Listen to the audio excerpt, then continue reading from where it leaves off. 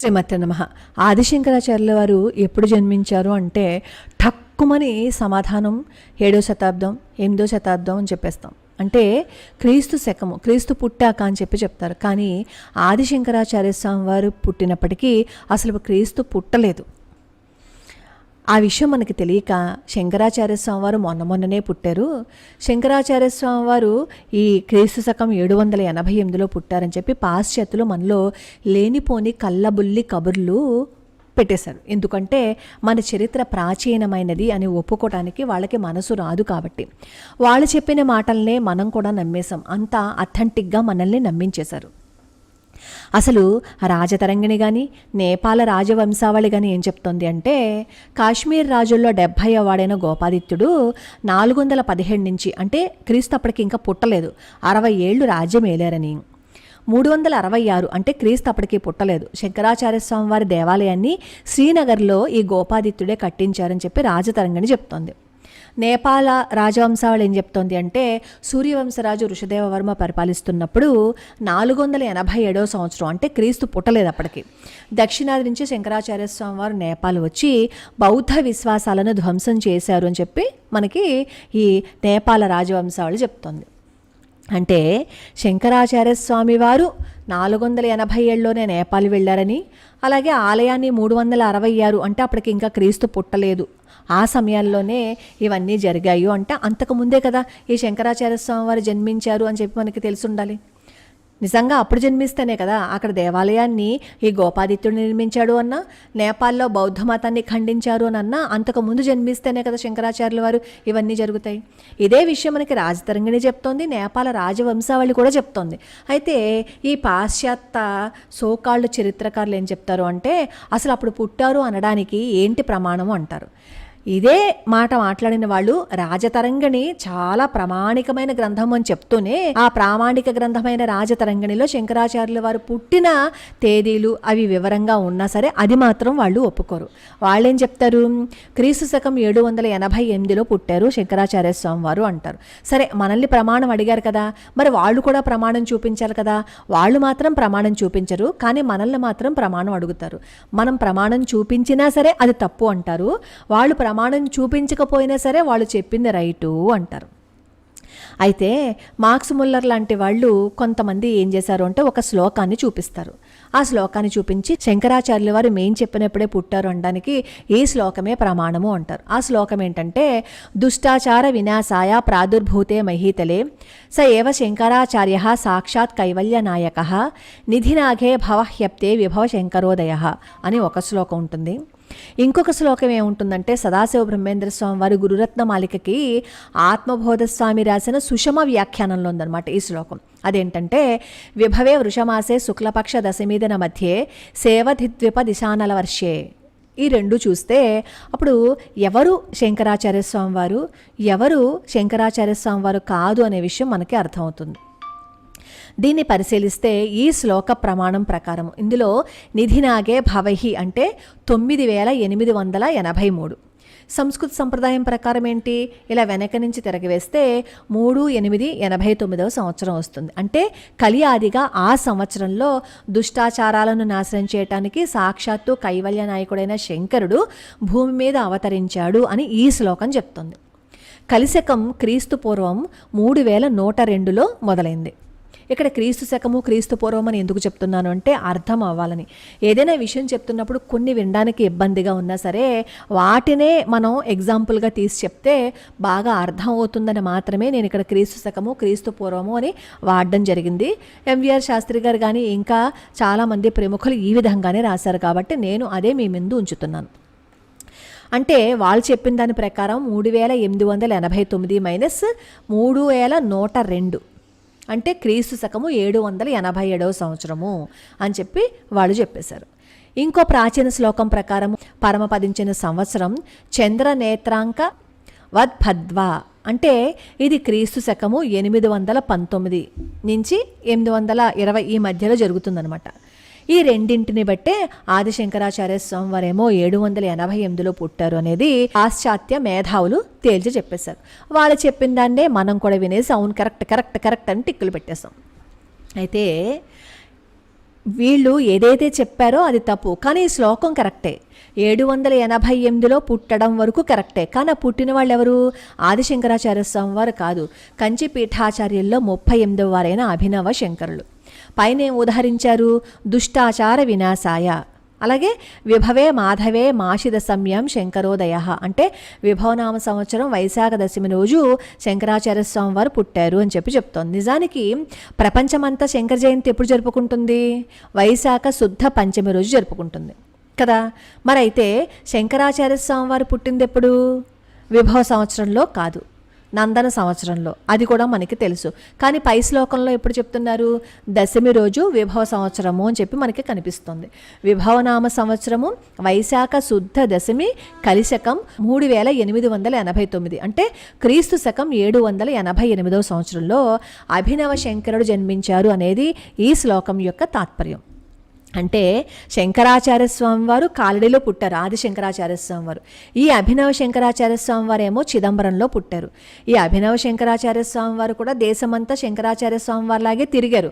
ఈ అభినవ శంకరాచార్య స్వామి వారు కూడా ఆది శంకరాచార్య స్వామి వారిలాగే కాశ్మీర్ వెళ్ళి కొంతకాలం సర్వజ్ఞ పీఠాన్ని అధిష్ఠించారు. ఆ తర్వాత కైలాస పర్వతానికి వెళ్ళి దత్తాత్రేయ స్వామి వారి గుహలో ప్రవేశించి ఇంకా మళ్ళీ ఎవరికీ కనిపించలేదన్నమాట. వీళ్ళిద్దరి జీవితాల్లో కొన్ని పోలికలు ఎలా అయితే ఉన్నాయో వీరిద్దరి మధ్య కొన్ని తేడాలు కూడా ఉన్నాయి. ఆదిశంకరాచార్య స్వామి వారేమో 32వ ఏట శివైక్యం చెందితే అభినవ శంకరుడు కాలం చేసిందేమో 52వ సంవత్సరం. అయితే ఈయన్నే ఆదిశంకరుడుగా అడ్డగోలుగా నిర్ణయం చేసేశారు పాశ్చాత్య చరిత్రకారులు. అది నిజము అని మనల్ని భ్రమించేలాగా చేయటం కోసం ఆదిశంకరాచార్య స్వామి వారి 32 ఏళ్ల ఆయుష్నే అభినవ శంకరాచార్య స్వామి వారికి కూడా అనుమతించేశారనమాట. అంటే 20 ఏళ్ల ముందే అభినవ శంకరాచార్య స్వామి వారిని వీళ్ళు చంపేశారు. ఇలాంటి లీలలు వాళ్ళ చరిత్రల్లో చాలా చేశారు. కాబట్టి ఈ ఖూనీకి పెద్దగా మనం ఆశ్చర్యపోవాల్సిన అవసరం లేదు. మరి ఆదిశంకరాచార్య స్వామి వారు ఎప్పుడు పుట్టారు? ఆదిశంకరాచార్య స్వామి వారు పుట్టింది క్రీస్తు పూర్వం 509వ సంవత్సరంలో. ఈ సంగతి ఆదిశంకరాచార్య స్వామి వారికి సమకాలికులు చిత్సుఖాచార్యులు ఆయన రాసిన బృహశంకర విజయంలో స్పష్టంగా శ్లోక ప్రమాణం మనకి కనిపిస్తుంది.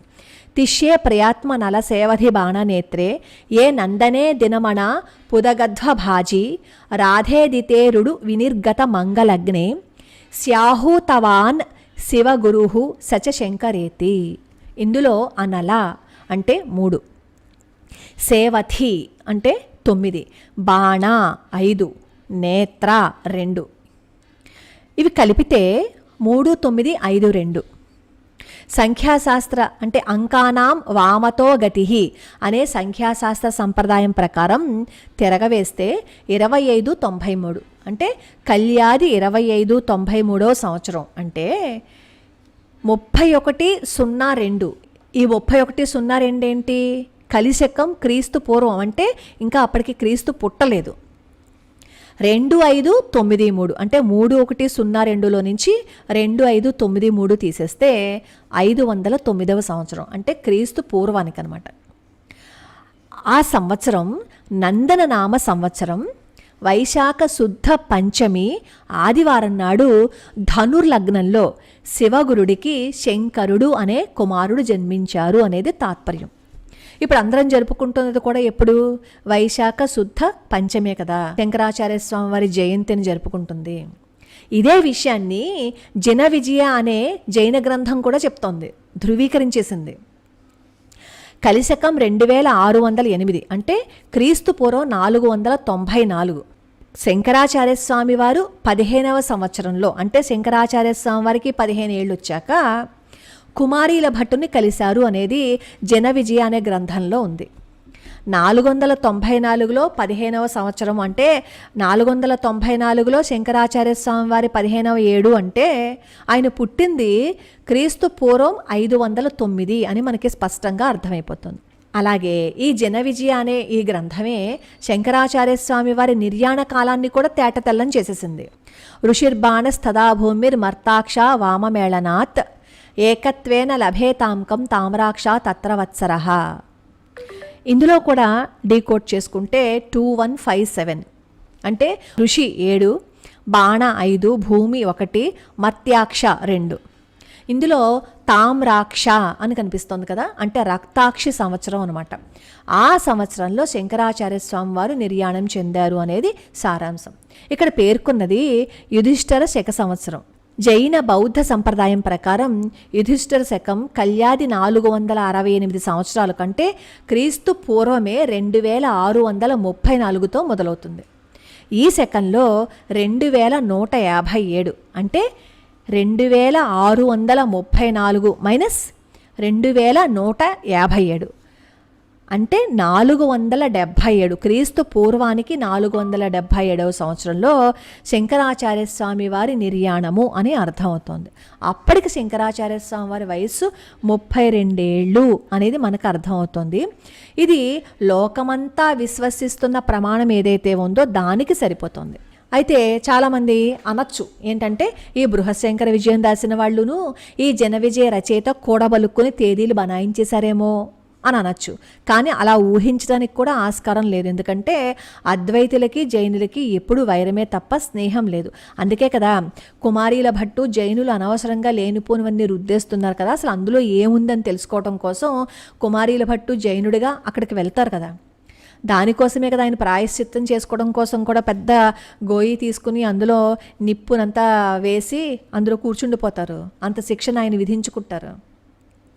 అదంతా చదువుతున్నప్పుడు మనకు అర్థమైపోతుంది ఈ అద్వైతులకి జైనులకి ఎంత డిఫరెన్సెస్ ఉన్నాయో అనేది. కానీ ఇష్టానుసారం చరిత్రని మార్చి రాసి పడేశారు కొంతమంది అభినవ విశ్వామిత్రులు. ఈ అభినవ విశ్వామిత్రులు ఏం చేస్తారు, జైన గ్రంథాన్ని ప్రమాణంగా తీసుకోరు, బృహశంకర విజయాన్ని కూడా యథార్థము అని ఒప్పుకోరు. వాళ్ళు ఏమంటారు అంటే, శంకర విజయం అసలు ఇప్పుడు కనిపించటం లేదు కదా, అలాంటప్పుడు అందులో రాసి ఉందని మీరు చెప్తున్నారు కదా, దానికి ప్రమాణం ఏంటి, దానికి లెక్క ఏంటని వాదిస్తారు. అక్కడికి టిఎస్ నారాయణ శాస్త్రి గారు ఆయన కష్టపడి ప్రాచీన గ్రంథం శిథిల భాగాన్ని సంపాదించి దాని ఆధారంగా 1916వ సంవత్సరంలో ఏజ్ ఆఫ్ శంకర అనే గ్రంథాన్ని రాశారు. అయినా సరే మన చరిత్ర బ్రహ్మలకి ఆ నమ్మకం కుదరదు.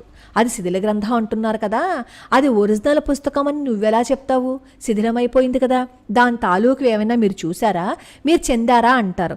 మీరు చూసారా చెందారా అని మనల్ని అడుగుతారు, మరి అదే విషయం వాళ్ళని అడిగితే సమాధానం చెప్పను కూడా చెప్పరు. అయితే ఈ కాలంలో ప్రచారంలో ఉన్నదేమో మాధవ విద్యారణ్యులు రాసిన శంకర దిగ్విజయం. పూర్వం పంచదశిని రాసిన విద్యారణ్య స్వామి దీన్ని కూడా రచించారు అని చెప్తారు.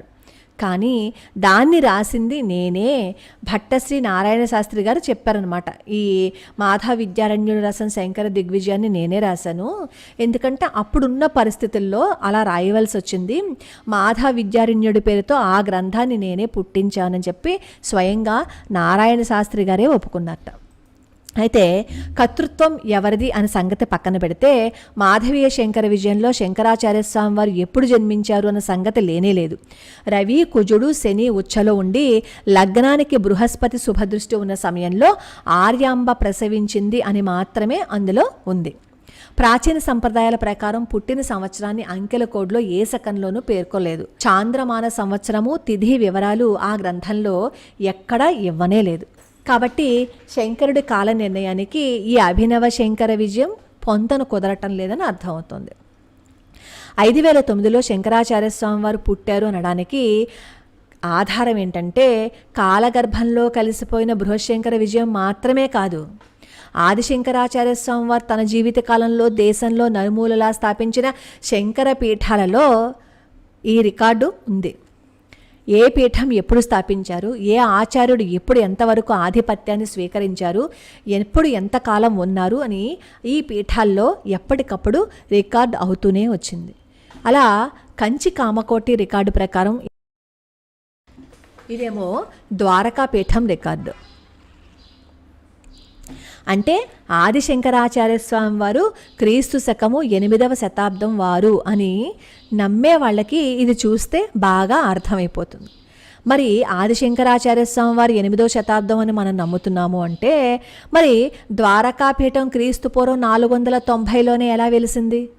అది కాస్త మనం ఆలోచిస్తే అర్థమైపోతుంది. అయితే కొన్ని చోట్ల సురేశ్వరుడు అంటే ఆదిశంకరాచార్య స్వామి వారి ఉత్తరాధికారి సురేశ్వరుడు క్రీస్తు శకం 773లో పరమపదించారు అన్నది మాత్రమే కొంతమంది దగ్గర ఉంది. అసలు శంకర పీఠాల్లో ఆరంభం నుంచి ఉన్న రికార్డుల ప్రకారం ఆదిశంకరాచార్య స్వామివారు క్రీస్తు పూర్వం 5వ శతాబ్దం వారని స్పష్టంగా తెలుస్తోంది. జైన గ్రంథాల వివరాలకి, కాశ్మీరు నేపాలు చరిత్ర ఆధారాలకి ఇది సరిపోతున్నప్పుడు ఆ చారిత్రక సత్యాన్ని అంగీకరించడం కొంచెం కష్టంగానే ఉన్నా అంగీకరించి తీరాలి. మనకు అభ్యంతరం చెప్పవలసిన అవసరం లేదు కదా.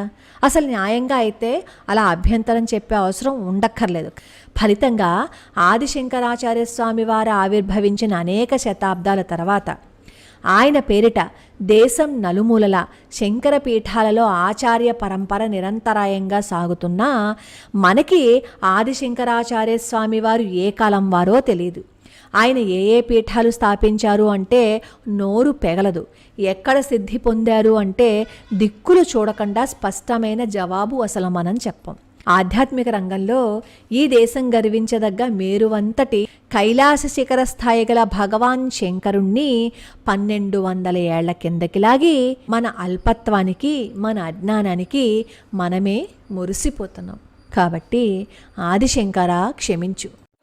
ఈ విషయాలన్నీ ఎక్కడి నుంచి తీసుకొచ్చాను అనేది నేను బయటికి చెప్పాలి అని అనుకోవటం లేదు. ఎందుకంటే నేను ఎక్కడి నుంచి తీసుకొచ్చాను అనేది కొంతమందికి తెలుసు.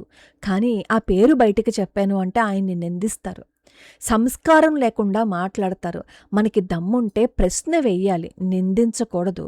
మనం విషయం మీద మాట్లాడాలి అంతే తప్ప వ్యక్తిగతంగా దూషణ మనం చేయకూడదు కదా. మనకి విషయం తెలియనప్పుడు వ్యక్తిగతంగానే మనం దూషణ చేస్తాం. ఈ వీడియోలో మళ్ళీ ఒకసారి క్లారిటీగా వింటే మాధవ విద్యారణ్య విజయం అని ఎవరైతే అథెంటిక్ అని చెప్తున్నారో దానిని ఎవరు రాశారు అనే విషయం కూడా ఇందులో క్లారిటీగా ఉంది. 1కి 10 సార్లు ఈ వీడియో వింటే బాగా అర్థం అవుతుంది. కోట వెంకటాచలం గారు కూడా శంకరాచార్య స్వామి వారు 2500 సంవత్సరాల క్రితమే జన్మించారు, అంతకు పూర్వమే జన్మించారు అని చెప్పారు. కోట వెంకటాచలం గారు అంటే ఎవరో తెలుసా? మన నిజమైన చరిత్ర కోసం, మన చరిత్రని మనకి అందించటం కోసం ఆస్తిని ధారాదత్తం చేశారు, ఆస్తిని పణంగా పెట్టారు. మొత్తం ఆస్తిని చరిత్ర కోసం, దానిని పరిశోధన చేయటం కోసం ఖర్చు పెట్టేశారు. తీరా అవి ముద్రణకి ఇవ్వాలి అని అనుకునే సమయంలో కొన్ని దుష్ట శక్తులు వాటిని ముద్రించకుండా కొంతకాలం ఆపారు. కానీ అవి ముద్రింపబడ్డాయి, బయటికి వచ్చాయి. నిజమైన చరిత్రను మనం తెలుసుకోకపోతే ఎదుటివాడు ఏం మాట్లాడినా వాళ్ళకి సరి అయిన సమాధానం మనం ఇవ్వలేం. మనం చెప్పినా వాళ్ళు వినలేదు అని అనుకోండి, అలాంటి వాళ్ళతో వితండ వాదన చెయ్యవలసిన అవసరం లేదు. కానీ ఉనికినే గనక ప్రశ్నిస్తే మనం కూడా ప్రశ్న వేసే తీరాలి. క్షమించు, మమ్మల్ని నిజంగానే క్షమించు. మేము ఈరోజు ఇలా ఉన్నాము అంటే కారణం మీరే కదా. అలాంటి మిమ్మల్ని నింద చేసే విధంగా చేస్తున్నందుకు క్షమించు శంకర, క్షమించు. ఇంతకు మించి నేనేమీ అడగలేకపోతున్నాను.